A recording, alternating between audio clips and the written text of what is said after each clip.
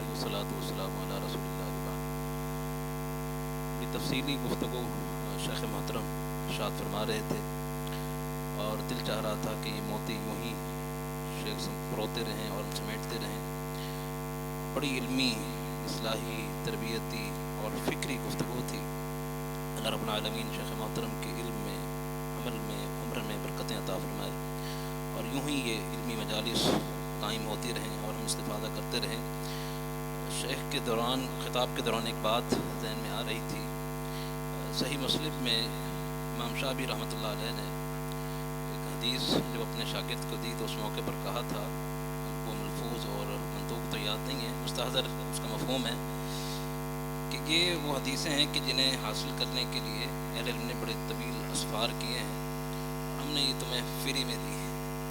اور آج کیفیت کچھ ایسی ہی ہے کہ ہمیں فری میں جو ہے وہ یہ موتی مل رہے ہیں بیٹھے بٹھائے بینکویٹ ہال میں، اللہ کی توفیق سے اور اجازت و سنت بھی مل رہی ہے۔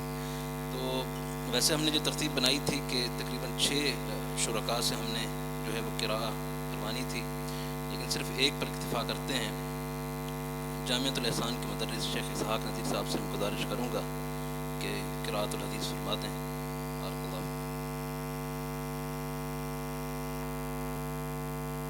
السلام علیکم ورحمۃ اللہ وبرکاتہ۔ بسم اللہ الرحمن الرحیم، والصلاة والسلام علی رسول اللہ وبعد۔ کتاب بدء الوحی، باب کیف کان بدء الوحی الی رسول اللہ صلی اللہ علیہ وسلم، وقول اللہ عز وجل انا اوحینا الیک کما اوحینا الی نوح والنبیین من بعدہ۔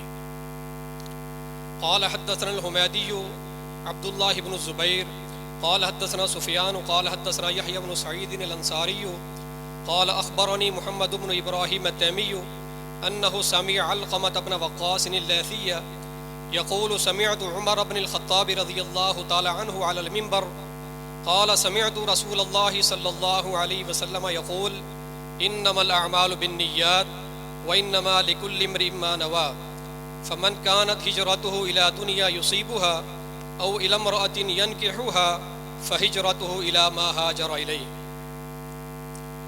قال حدثنا عبد الله بن يوسف قال اخبرنا مالك عن هشام بن عروة عن ابيه عن عائشة ام المؤمنين رضي الله تعالى عنها ان الحارث بن هشام رضي الله عنه سأل رسول الله صلى الله عليه وسلم فقال يا رسول الله صلى الله عليه وسلم كيف يأتيك الوحي؟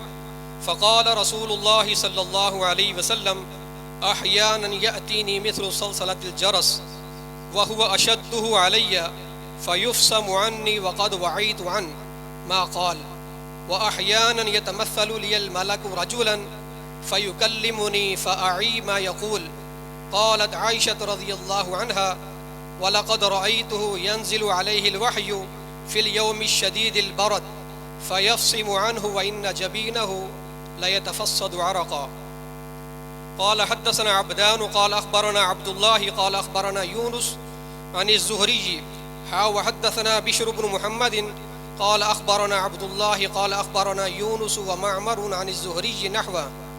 قال أخبرني عبيد الله بن عبد الله عن ابن عباس رضي الله تعالى عنهما قال كان رسول الله صلى الله عليه وسلم أجود الناس، وكان أجود ما يكون في رمضان حين يلقاه جبريل، وكان يلقاه في كل ليلة من رمضان فيدارسه القرآن، فلرسول الله صلى الله عليه وسلم أجود بالخير من الريح المرسلة۔